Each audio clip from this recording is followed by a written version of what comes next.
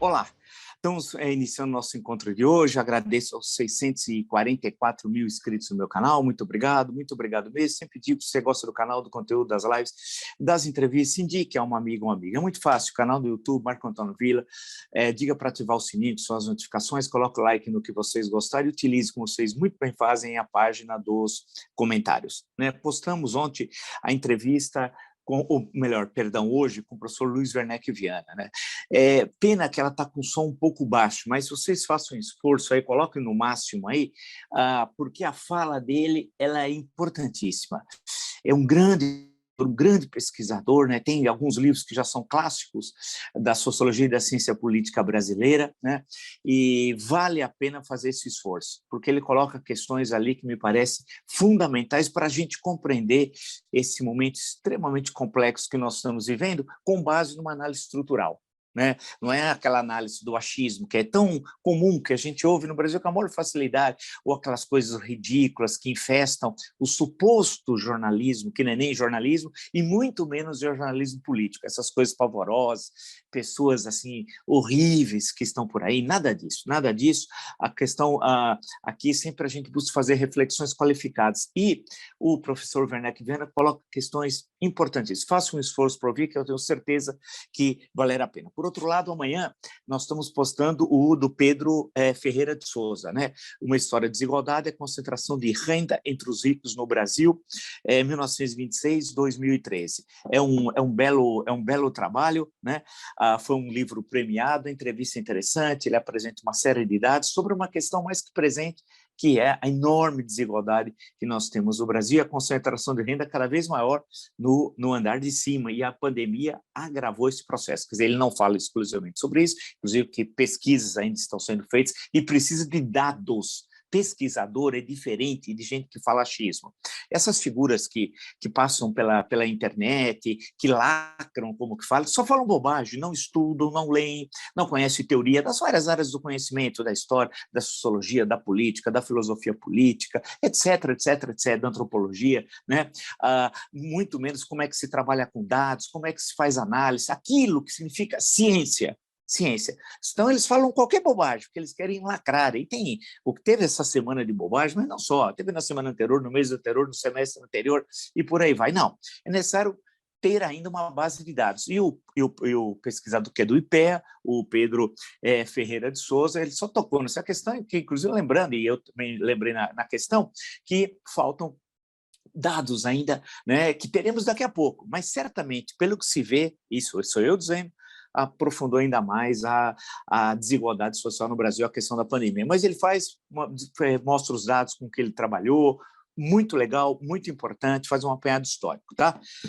Vamos lá, nós criamos o clube de membros, eu acho super legal, sabe, o clube de membros, uma coisa bacana, é um material extremamente rico, que nós estamos, durante o mês, sempre agregando com vídeos exclusivos para o clube de membros. Seja membro, clique ali que vocês têm todas as informações, algo muito simples, muito legal, tenho certeza que vocês vão gostar. No Twitter, podem me seguir pelo Vila Marco Villa, Instagram, @Marco Antônio Villa Oficial, na plataforma de curso, www.cursovilla.com.br.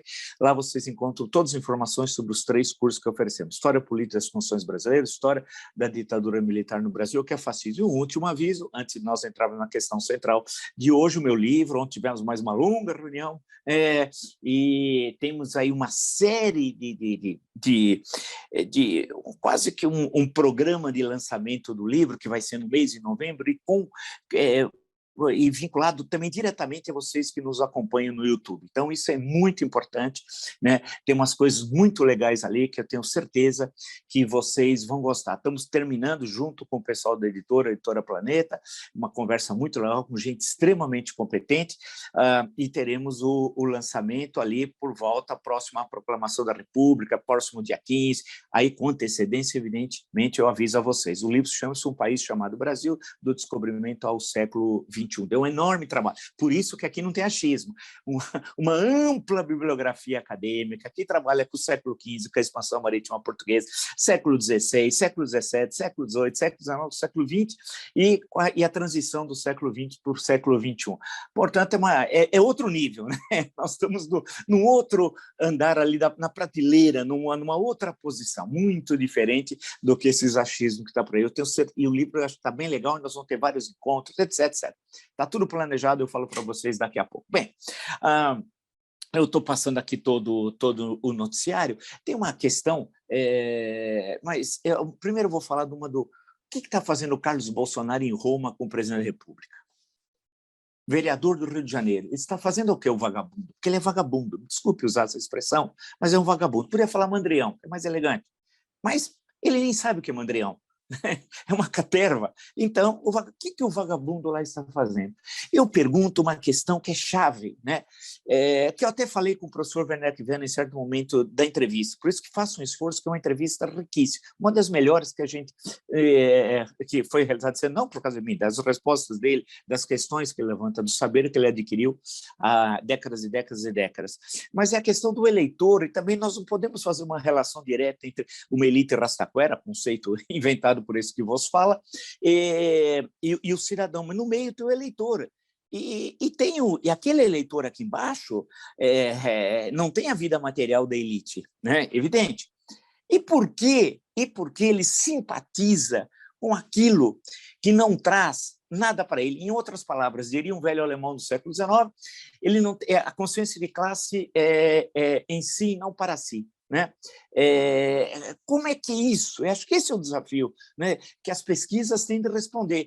Quando eu falo pesquisa, é pesquisa acadêmica, é diferente das pesquisas eleitorais, que dão efetivamente alguma informação para nós sobre idade, sexo, escolaridade, em que região está, etc. Tal, renda, depende, né? De um trabalho acadêmico, aí que é outra coisa, você pega esses dados de outros, para tentar entender e dar resposta a isso, ao que o Gabeira pergunta também no final do artigo de ontem, que eu li aqui para vocês um pequeno trecho, né? Acho que todos nós queremos ter essas respostas, mas exige aí o trabalho acadêmico. Aí não é fácil, né? Você levantar todos os dados, preparar um texto, testar as hipóteses, fazer a pesquisa, depende da área que você trabalha, né? Na a história, os arquivos são indispensáveis. Tal. Portanto, são trabalhos feitos com muito cuidado. Não é a fala panfletária para lacrar, insisto, na internet, que era uma pobreza absoluta, e isso é uma marca aqui que tem muito a ver com os Estados Unidos, uma marca brasileira por influência norte-americana. Diferente da Europa, insisto, nós fomos nos deslocando da herança cultural e política da Europa, centro-ocidental, né? E fomos transferindo, pegando o que há de pior nos Estados Unidos, né? O que há de pior. Isso explica, não resolve todas as questões, evidentemente, do que nós vivemos aqui no Brasil. É um fenômeno que temos de aprofundar esse deslocamento. Como é que ele ocorreu e por que ele ocorreu? Né? E que questões internas possibilitaram essa alteração de farol, entre aspas, como se falava no passado, de um continente para outro, e o que esse novo continente, o que os Estados Unidos da América têm nesse farol reacionário, extremista, que simboliza um pouco aquela figura patética do Trump, até em termos físicos é patético, é tudo. Né?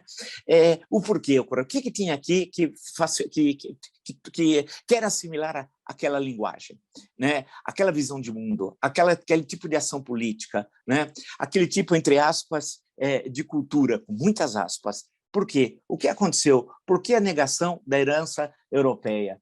Né? Porque na Europa nós tivemos, e com sucesso, um Estado social-democrata, e com sucesso no pós-guerra, né? Isso é claro, né? Do que você tem. Qual a razão? O que aconteceu? Tem a ver com a formação das nossas elites? Tem a ver com as 4 últimas décadas que foram terríveis para o Brasil ou não?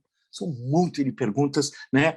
Que nós ainda não temos as respostas. Mas para voltar ao sujeito, ele é um pobre coitado, né? Como todos os filhos, são pessoas extremamente problemáticas, psicopatas, também criado pelo Jair Bolsonaro, a gente ia imaginar o quê? Né? Que ia ter o quê ali? Então, o Carlos Bolsonaro, ele está lá com o pai, e pior que ele não está fazendo nada.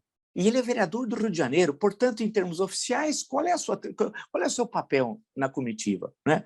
E então, se você chega à seguinte conclusão, Ele só é vereador, o Carlos Bolsonaro, por causa das rachadinhas.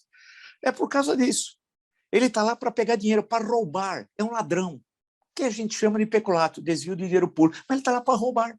Quer dizer, a vereança, o gabinete, não é para representar o povo da cidade do Rio de Janeiro, os cariocas, não, para defender demandas, para debater a vida da cidade, etc. Não, não, não, não, não, não é isso. Ele está lá para assaltar.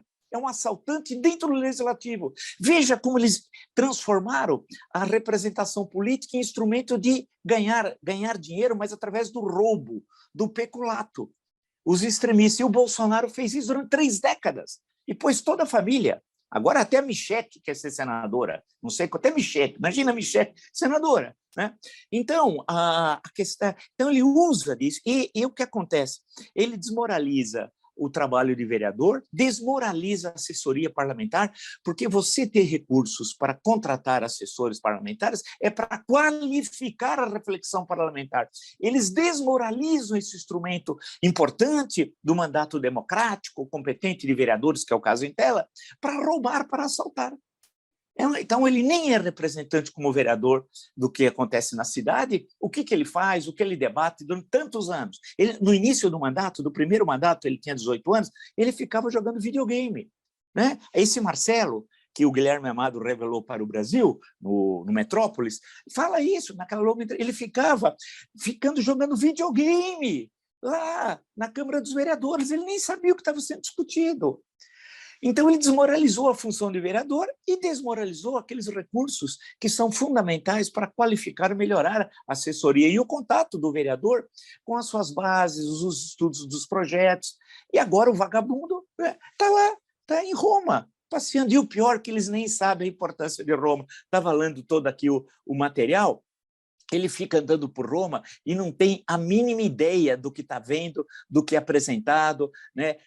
Foram falados, olha, venha ver aqui as termas, tal. Nem aí, ele nem sabe. Ele chegou ao cúmulo, esse homem, esse criminoso, esse Jair Asmodeu Bolsonaro, chegou ao cúmulo de entrou lá onde vende salame, tal, papá, aí ofereceram um café, ele se recusou a tomar café e foi tomar Coca-Cola. Aí vamos falar assim, não, ele é popular. Não, não tem nada de popular. Ele é uma pessoa baixa, é um homem cruel, é um marginal. Não tem nada de ser uma pessoa não identificada com isso. Não tem nada a ver com isso. Nada a ver. A questão é outra, muito diferente disso. E aí as pessoas falam, pô, mas o café, a TV italiana diz isso, é o símbolo do Brasil aqui na Itália. Pô, o Café Eustáquio, perto ali, justamente de onde ele foi, você tem lá tem as sacas com símbolo Café do Brasil, né? É um negócio, é um negócio que você fica vendo, você fala assim, meu Deus do céu, a que ponto baixo. Não foi também no tour cultural, ninguém quer falar com ele. Quem foi falar com ele hoje? Encontraram assim, né? O presidente da Turquia, o Erdogan que está destruindo o que a República construiu na Turquia, né? E a importância de Kemal Atatürk, tudo aquilo que nós sabemos que foi a Turquia a partir de então, processo de modernização da Turquia e por aí vai, está sendo sistematicamente destruído, voltando a essa questão de sacralizar o poder político, né? Um negócio terrível. Aí ele falou umas bobagens. Aí eu estava até observando que no UOL, ele falou umas bobagens sobre a Petrobras, dizendo que a Petrobras só traz problemas para ele. Ao contrário, a Petrobras não traz problema nenhum. A Petrobras é uma grande empresa e símbolo da industrialização brasileira e do nacionalismo brasileiro. Portanto, não tem nenhuma relação com isso. E aí dizendo que ele realmente é muito popular, etc. Realmente, ele é extremamente popular. Mas aí dá um gancho. Né? Para nós pensarmos, é o que eu fico dando uma diagonal sobre todos os assuntos, olhando outras coisas mais antigas também dele, porque agora foram pegar, e é interessante esse vídeo de você ver o Bolsonaro, um vídeo chamado Ninguém Gosta de Homossexual, só colocar isso já aparece. Né? E aparece inicialmente a Marta Suplicy, era um projeto que estava sendo discutido também lá no Congresso Nacional, e ele fala coisas pavorosas, coisas assim que você fica horrorizado, mas tudo aquilo que ele falou foi levado na base da galhofa e deu no que deu, que é a situação que nós vivemos hoje, né? Que se isso tivesse sido resolvido lá atrás, usando da Constituição, ele estaria preso ou, no mínimo, com os seus direitos políticos suspensos e não teríamos mais esse cidadão participando, esse elemento, que ele não é cidadão, da política brasileira, muito menos ter chegado à presidência da República. Agora, tudo isso, e para a gente ver, e o Brasil é um estado pária da comunidade internacional, ele não vai à COP26, lá na Escócia, olha que absurdo, não vai, não vai. Né? O mundo inteiro discutindo questões que são fundamentais, ele não vai. Ou seja, o Brasil se isola ainda mais. Ele encontra o Erdogan, vai encontrar mais algum sujeito aí que não tem a mínima importância. No caso da Itália, é bom lembrar, é por razões de protocolo que o presidente Mattarella recebeu o Bolsonaro, tem lá, ele vai à cidade, a pequena cidade, ultra-reacionária, veja de que quebrada era o mundaréu. Ele veio, a família veio aqui para o Brasil, já teve incidentes ali, jogaram esterco, picharam, etc, etc, etc, né? Vai ter mais alguns, ele vai ficar passeando assim, porque ele né? Ele não tem o que fazer, ele não tem programa. Se você olha nas atividades, na sua agenda do que ele vai fazer, não tem. Poderia aproveitar, encontrar com chefes de Estado e de governo, discutir questões econômicas, discutir o Brasil, bater papo daqueles que investem no Brasil, mostrar, né, o que você tem a apresentar, o que nós temos aqui no Brasil, nada disso. Mas isso nada importa para o seu eleitorado. Aí é que é interessante. Agora, claro, quando você pega o eleitorado mais pobre e que vota no Bolsonaro, porque antigamente, aqui em São Paulo, especialmente, era o seguinte, dizia que esse eleitorado mais pobre votava no Maluf. Era aqui, lá atrás, quando o Maluf foi candidato a prefeito, várias vezes derrotado e uma vez vencedor, e elegeu o sucessor, registra-se, né? Quando foi candidato ao governo do Estado, várias vezes derrotado, e candidato a presidente da República, também derrotado, né? E você via onde ele tinha voto. Ele tinha muitos votos entre os que tinham menor escolaridade e entre os mais pobres e que viviam em regiões periféricas, tal. E você falava assim, mas pensava, mas como é que esse cara, né, assim numa linguagem mais vulgar, como é que esse cara vota no Maluf se os interesses de classe dele estão sendo violados, dele, eleitor?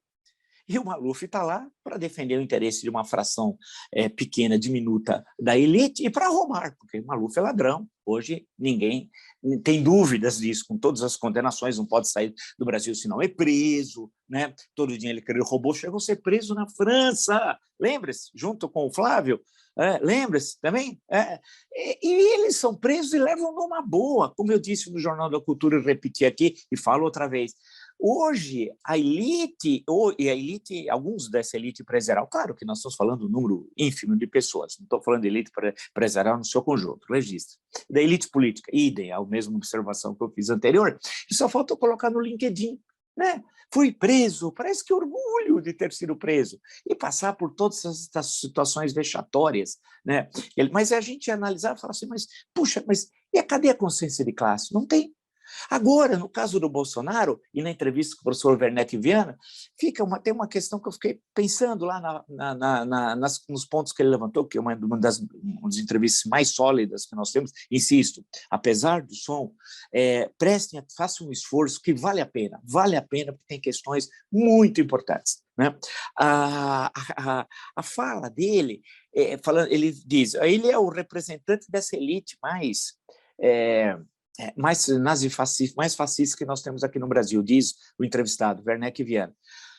E seria quase que o último suspiro dessa elite. Eu espero que o professor esteja correto. Não sei se é o último suspiro, porque a elite reacionária no Brasil se reinventa. Isso é importante. Ela tem um processo de reinvenção e de preservação que é difícil encontrar no mundo uma elite tão perversa, tão cruel, que se reinventa e se preserva tanto como a elite brasileira. É difícil. Se você for pegar a transição Império-República, se você for pegar 1930, se você for pegar 1964, 1985, e nesses 30 e poucos anos depois da Constituição de 88, é incrível esse processo de reinvenção e de adaptação. Mesmo quando há governos que essa elite fica preocupada, a priori, antes de tomar posse, que aquilo possa prejudicar seus interesses. Exemplo, PT. E não teve nenhum problema, porque o PT foi um aliado justamente dessa elite, que não teve dificuldade nenhuma de se aliar, de votar, de apoiar, e ganhou muito, muito, muito, muito, muito, muito, muito, muito, e mantendo a sua visão de mundo reacionária. Só que se preocupando no que interessava, como fração de classe, para manter seus interesses. Então, isso é um fenômeno. Então, aí tudo bem, você está aqui. Agora, lá embaixo, nos milhões de brasileiros que são eleitores, e temos uma das maiores democracias do mundo ocidental, como explicar esses deserdados que, em média, morreram mais na Covid-19? Em média. Em média, ao sobreviver, serão o maior número de sequelados que levarão essas sequelas para a vida inteira.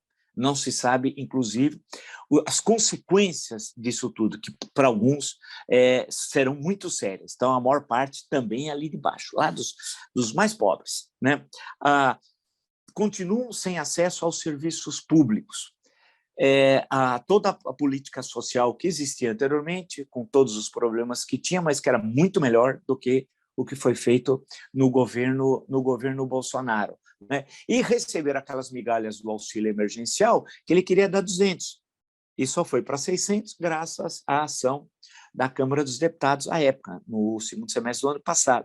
Então, só para dar alguns fatores, por outro lado, a economia está se contraindo, deveremos ter recessão ano que vem, de acordo com o economista-chefe do Itaú, menos 0,5, estimas. Aí, com todo esse cenário, como é que ainda você tem, nas pesquisas, muitas vezes de segundo turno, das simulações inteiras, chega a ter lá 30 e tantos por cento dos votos, pouco mais de um terço? Você fala assim, como é possível? Aí você vai falar assim, não, mas é elite. A elite é diminuta no Brasil, né? Cada vez mais você pega os trabalhos, e aqui no próprio trabalho do Pedro Ferreira de Souza e as pesquisas mais recentes mostram que houve uma concentração cada vez maior de renda entre os ricos no Brasil. Então, não é que ele vem, o Bolsonaro, no jantar aqui em São Paulo, aquele jantar patético, aquela caterva, tal, tem lá umas 40 pessoas, tal, que ali ele está eleito. Não, ele vai precisar de quantos? 60 milhões de votos? E aí? 60 milhões são das classes médias? Claro que não. É uma parte pequena, diminuta dessa. A maior parte é do eleitorado pobre e aqueles que estão em extrema pobreza. Por que eles votam no Bolsonaro? O que eles encontram no Bolsonaro? Alguma proximidade de simpatia, de liderança carismática? Ele não é nem simpático, nem liderança carismática, não fala a tal linguagem do povo. Lula fala, mas ele não. Em termos materiais, teve algum ganho? Não teve. Tem os programas populares que sustentam, né? Esses que passam aí na TV aberta e tal, mas só aquilo justifica? Não. Qual é, então, o nó górdio? O principal nó górdio, que acho que não tem um só, é a falta de consciência política. E essa é uma grande questão do Brasil, a ausência de uma sociedade civil que tenha consciência política, mas não só alguma ONG aqui, uma acolá, ou uma associação aqui, acolá. A ONG é um fenômeno historicamente recente, relativamente recente, né? Mas você tem um povo que não tem consciência política, aí reza a questão. Porque nós tivemos um grande processo até no pré-64, eu até citei ontem a Cadernos do Povo Brasileiro, aqui, edições de 100 mil exemplares, tal.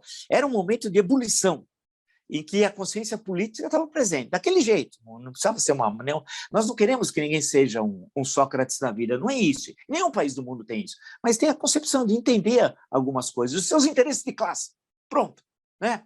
Daquilo, olha, eu quero educar meus filhos, quero ter segurança, quero poder ir no hospital em caso eu tenha necessidade, e quero ter minha casa. Algumas coisas assim, básicas. As pessoas não querem muito, ninguém quer ir para... Agora virou piada ir para Dubai. Não é que Dubai, você nem sabe onde é Dubai. Eu nem iria lá também, porque eu acho aquilo um horror. Mas tudo bem, isso é opinião minha, cada um tem a sua, vamos seguir em frente. A questão que se coloca é isso que as pessoas querem. Agora, a questão da identificação, né? É só aí você vai lembrar assim, Vila, você esqueceu dos evangélicos, dos pastores. Então, é verdade, você tem razão, não falei neles até agora. Mas será que aquele culto, o culto tal, explica também a adesão dos que vivem na pobreza ou na extrema pobreza, votando no marginal? no marginal que está destruindo o pouco de estado de bem-estar social que nós tínhamos, destruindo. E ele não tem emprego, né? Morreu seus familiares pela Covid-19, por exemplo, e quantos foram assim, né? E mora em condições extremamente difíceis. E será que, em nome de Jesus, Deus no comando? Isso explica? Também não. Também não. Aí nós podemos ir à história, né? Estamos lançando só perguntas, vamos ver as respostas. Podemos ir à história do Brasil. Nós não marcamos, não temos uma presença de rebelião, revolta, não estou falando de ruptura revolucionária, nada disso, ao longo da nossa história. Não temos. Não temos. A impressão que dá que precisa pisar no calo, não só pisar, precisa apertar, mas não só apertar, mas precisa apertar mesmo. Aí a pessoa grita, né? Aí é uma situação limite, né? E a nossa história é marcada por isso, né? Se você for ver, você pode dizer que e certos temas político-ideológicos não sensibilizam por falta de cultura política. Eu estou falando de falta de cultura política no sentido de entender o funcionamento de um Estado republicano, né? Então, certas questões que você coloca no campo ideológico, não há compreensão da importância delas, a não ser questões materiais mesmo, né? A comida, está com a barriga cheia. Essas questões, como, por exemplo, a corrupção. Claro que, para mim, para você, para nós, que grande parte dos que me acompanham são de outras frações da sociedade brasileira, né? Gostaria que também todos pudessem ouvir, evidente, quanto mais socializar a fala, a conversa, a análise é melhor para todos nós, mas essa questão da corrupção, ela deixou de ser um elemento determinante na vida política, no momento da eleição, para ser mais preciso, do processo eleitoral, se quiserem recortar mais. Deixou de ser, não é a questão. Essa não é uma questão tão presente, não. Você pode dizer que o PT perdeu em 2018, não por essa questão, mas pela tragédia econômica do segundo governo Dilma. E, né, pegar aqueles anos terríveis, né, 2014, 2015 e 2016, né, especialmente 15 e 16, que foi o pior biênio da história econômica do Brasil republicano. E não por todas as questões afeitas ao PT, não vou entrar nessa questão agora, mas só para lembrar. Não, é que foi aquele elemento devastador em termos econômicos, perdendo emprego, perdendo isso, perdendo aquilo, e a possibilidade de pequenas coisas, porque as pessoas não querem muito, né? A maior parte da população brasileira que é pobre não quer muito, ela quer isso que eu falei, quer ter sua casa simples lá, quer que os filhos possam ter educação, ter saúde, um pouco de segurança pública, não viver nessa situação que a gente vive e ter condições de almoçar e jantar. É isso.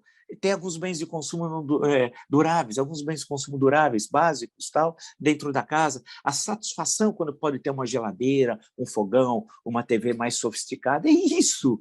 Ninguém está querendo, insisto, ou ir para Dubai ou para qualquer outro lugar tal que julgam que seja bacana aí, né? Não quer nada disso. Agora, a pergunta que fica e o espaço aí embaixo está aí para vocês, é porque esses não têm consciência de classe. Aí falta o trabalho de partidos políticos, de educação política, da sociedade civil, das universidades, que se ausentaram desse processo. Alguém vai dizer assim, espera um pouco, se ausentaram sim.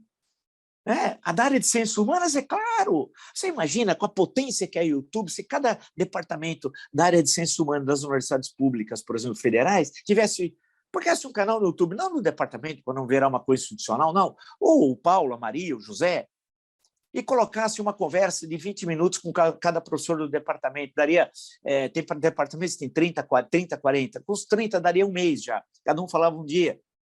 Imagina a repercussão que isso poderia ter, e depois replicar tudo isso, quer dizer, ter a cultura política republicana enraizada, né? Nós não temos. E, por si só, o andar de baixo, usando uma imagem lá do Gaspar, não vai ter essa consciência, não vai ter. Ele vai viver sempre disso, não dessas questões mais estruturais da política republicana. É o seguinte, eu estou alimentado ou não estou alimentado, estou com a barriga vazia ou não. É isso que vai determinar o voto. As outras questões mais complexas, do entendimento da sociedade capitalista, contemporânea, século XXI, todas as mudanças radicais nos processos de trabalho, dos laços de sociabilidade, construção de famílias, tudo isso é uma parcela muito pequena da população brasileira que tem a possibilidade de ter esse conhecimento e de entender essa complexidade desses fenômenos. A maior parte são as questões materiais de existência, que já um antigo filósofo do século XIX já tinha falado, né? Ou seja, as condições materiais de existência, ali que é o elemento determinante. Então, é necessário você politizar as condições materiais de existência. Isso que é central, politizar as condições materiais existentes, explicar o porquê isso ocorre. E aí se precisa ter presença nas grandes periferias, das grandes regiões metropolitanas, em especial, onde se concentra a maior parte da população brasileira, e da onde as mudanças políticas sempre surgiram. A mudança sempre é do grande centro para o interior. Todas as mudanças históricas, todas. Né? Você vai falar assim, mas vamos lembrar as mais recentes, diretas já. 25 de janeiro de 1984. Você vai dizer, mas teve não sei aonde antes. Vamos lá, vamos pôr a bola no chão. Efetivamente, como fato político, a partir de 25 de janeiro de 1984, Praça da Sé. Né? São Paulo. Impeachment de Fernando Collor, 1992, os caras pintados, Avenida Paulista. São Paulo, e aquilo se espalha. Que é um fenômeno mais recente, os episódios das grandes manifestações de 2015, 2016, do impeachment da presidente Dilma Rousseff, São Paulo, Avenida Paulista, e dali se espalhou pelo Brasil. E nós temos regiões metropolitanas, insisto, que ainda são pouco conhecidas, né? E que pode se transformar no grande momento de ruptura, para o bem da República Brasileira, né? Os novos quilombos de Zumbi, para usar uma expressão lá do Caetano no Sampa, mas você tem uma sociedade que vive muito mal. Eu só uma vez, duas, na verdade, mas uma aqui em São Paulo, eu andei de um helicóptero filmando da série que eu fiz para a TV Cultura, tal. Histórias da História de São Paulo, há 10 anos atrás, 10, 12 anos, tal. Vocês acessam aí que tem. Eu fui ver de cima a região ali próxima a Barueri e tal, o cara dali que a gente estava saindo. É uma imagem impressionante de miséria, é uma loucura, loucura. E no meio, muitas vezes, tem uns quistos assim presentes do andar de cima, né? É uma coisa assim. Então, você vai vendo tudo aquilo e fala, meu Deus, tem saída? Como é que eu vou fazer saneamento básico quando você olha de cima? Né? Como é que eu vou dar condições de habitabilidade àquelas milhares de famílias que vivem naquela comunidade, onde os córregos passam ali, não há água, não há esgoto, trata nada, tudo, aquela confusão. Como é que é possível ter uma presença do Estado? Nem espaço tem para a construção de uma escola, de um posto de saúde, de uma delegacia, espaços de lazer, né? É isso que são as grandes questões, não é o bobalhão, o idiota do Bolsonaro falando a Petrobras traz problemas. Quem não queria ter uma Petrobras no seu país? Aqui na América Latina, na Europa, quem não queria na África, na Ásia, ter uma Petrobras? Eu queria, se não fosse brasileiro. Gostaria que o meu país tivesse uma Petrobras. Então, isso é um absurdo, tudo que está sendo dito. Mas o Brasil está anestesiado. Eu sei que a pandemia explica isso. Foram 2 anos terríveis. Mas não, nós temos outras questões que eu apresentei aqui para vocês e que explicam que esse homem, apesar de ter feito tantos crimes, esse elemento criminal, né, assassino que está na presidência da República, vai estar no processo eleitoral do ano que vem. Aí teremos de comparar, vou deixar para um outro encontro, 1992, 2016 e 2021. Por que nos 2 anteriores houve mudança, houve impeachment? E por que não em 2021? Aí vamos deixar essa conversa que é boa para um outro encontro, para nós pensarmos. Mas, e vai ter a tragédia já sabida. Já vai ter a tragédia sabida. Nós já sabemos o que vai acontecer. Para nós não é nenhuma novidade. Ou seja, a tendência é ter um processo eleitoral que não discuta os grandes problemas nacionais e seja marcado pela violência, por muita violência. Né? Especialmente a disputa pela presidência da República, e um trabalho de destruição das bases do Estado, inclusive no campo econômico, especialmente, que é o cenário que está sendo apresentado. Um novo presidente que assumir a 1º de janeiro de 2023 vai encontrar um país destruído. E aí não vai ser fácil, porque o processo de reconstrução demora de 2 a 3 anos, você já está acabando seu primeiro mandato.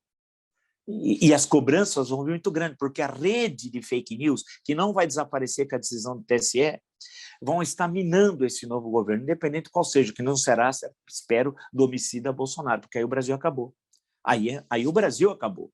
Aí eu não posso dizer para vocês, mude o Brasil e não mude do Brasil. Aí vai ser melhor mudar do Brasil, porque o Brasil acabou. Se isso ocorrer, vai ser aí você não tem mais consciência cidadã, você não tem mais sociedade civil, você não tem mais nada. Você tem milhões de idiotas habitando um país que um dia foi chamado de Brasil. Espero que isso não ocorra. Se você gostou dessa e de tantas outras lives no meu canal, está entre os 644 mil inscritos, muito obrigado mesmo. E sempre digo, se você gosta do canal, indique a um amigo, uma amiga. É muito fácil, canal no YouTube, Marco Antônio Villa, né? Coloque like no que vocês gostarem, utilize, eu gosto, espero que vocês façam hoje, especialmente, a página dos comentários, né? E lembrar também que nós postamos a entrevista, apesar do problema do som, peço desculpas do Luiz Werneck Viana, mas está excelente as reflexões que o professor Werneck Viana fez, né? Está muito boa, as belíssimas questões que ele destaca para a gente pensar. Nós somos ainda herdeiros do latifúndio e da escravidão, uma das passagens que me parece mais importantes. Tal.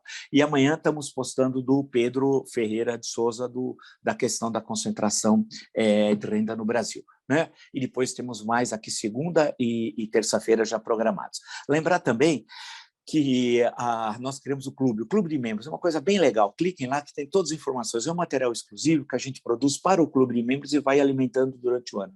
Tenho certeza que vocês vão gostar. É muito fácil, clique ali que tem todas as informações.